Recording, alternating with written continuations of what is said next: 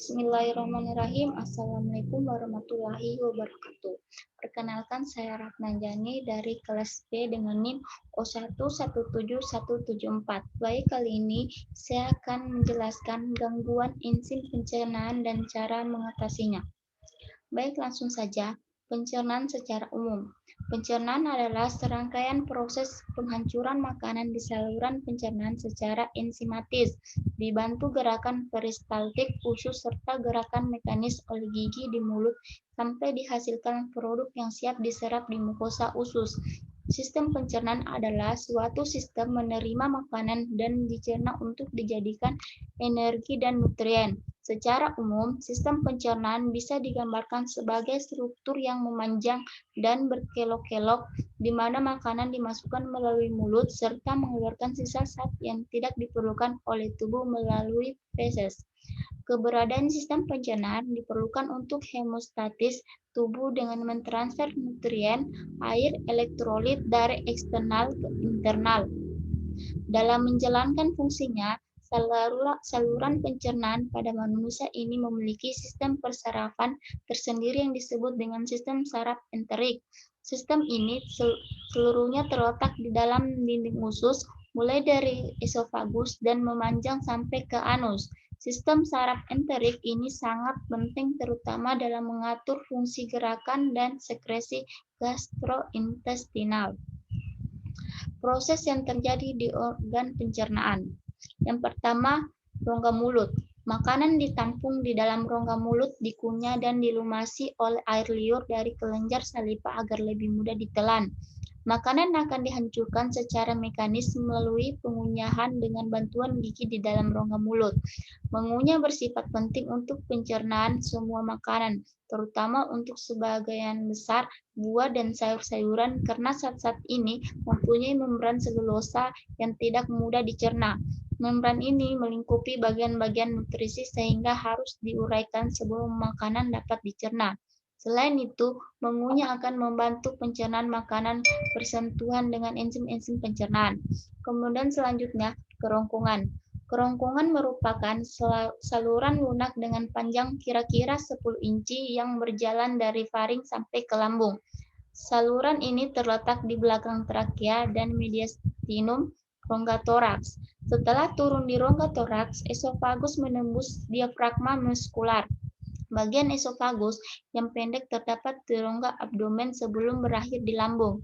Melalui kerongkongan, makanan didorong masuk ke dalam lambung dengan gerak peristaltik. Makanan hanya membutuhkan waktu 6 detik untuk sampai ke dalam lambung dari mulut. Selanjutnya, lambung. Lambung adalah organ yang terletak di antara esofagus dan usus halus. Pada saat esofagus sampai ke lambung, terdapat perubahan mendadak dari epitel gepeng esofagus menjadi epitel selapis silindris lambung. Lambung memiliki dinding yang elastis sehingga dapat menyimpan makanan dengan kapasitas 2-4 liter. Makanan dicerna di dalam lambung kurang lebih 6 jam. Setelah itu meninggalkan lambung menuju usus halus. Selanjutnya usus halus. Usus halus merupakan kelanjutan dari lambung. Usus halus memiliki panjang sekitar 6-8 meter.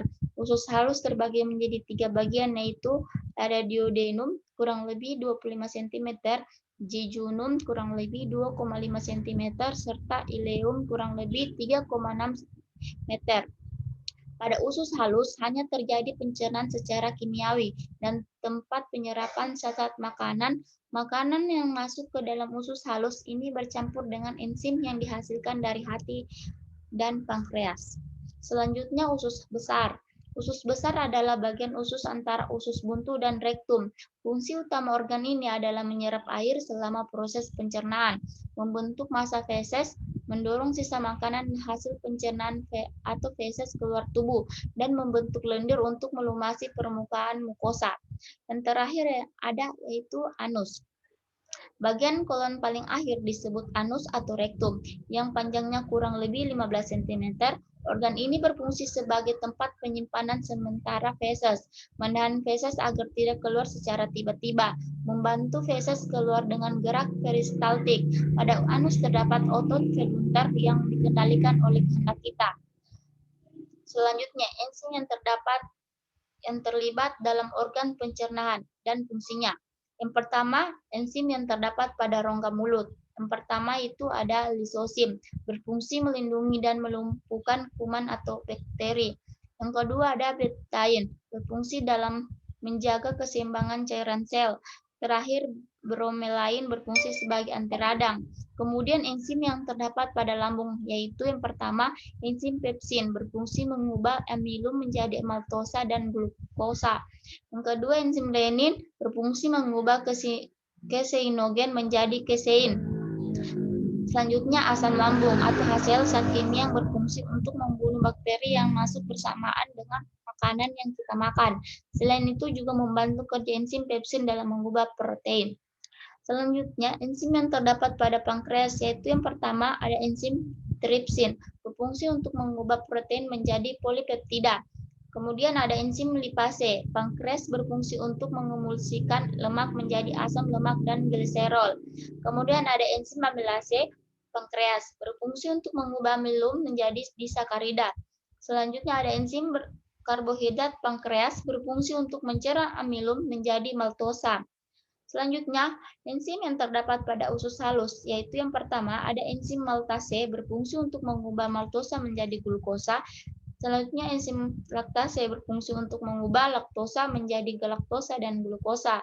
Enzim etorekinase berfungsi untuk mengubah tripsinogen menjadi tripsin. Selanjutnya, enzim lipase berfungsi untuk mengubah lemak menjadi gliserol dan asam lemak. Yang ada enzim peptidase, berfungsi untuk mengubah polipeptida menjadi asam amino. Selanjutnya ada enzim sukrase, berfungsi untuk mengubah sukrosa menjadi fruktosa dan glukosa. Selanjutnya, penyakit enzim pencernaan. Salah satunya ada penyakit gastritis. Penyakit gastritis adalah penyakit pada lambung yang terjadi akibat peradangan dinding lambung. Pada dinding lambung atau lapisan mukosa lambung, ini terdapat kelenjar yang menghasilkan asam lambung dan enzim pencernaan yang bernama pepsin.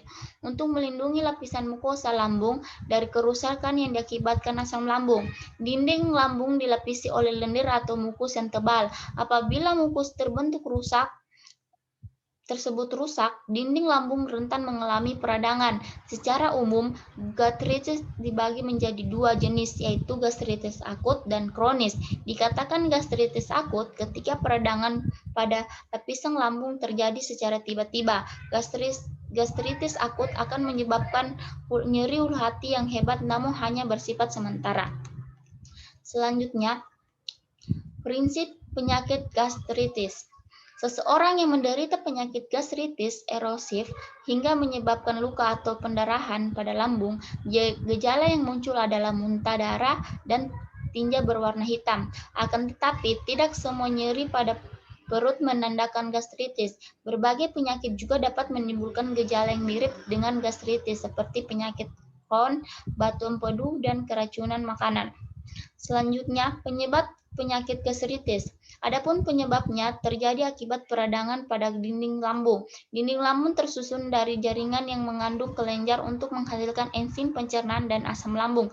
Selain itu, dinding lambung juga dapat menghasilkan lendir atau mukus yang tebal untuk melindungi lapisan mukosa lambung dari kerusakan akibat enzim pencernaan dan asam lambung. Rusaknya mukus pelindung ini dapat menyebabkan peradangan pada mukosa lambung.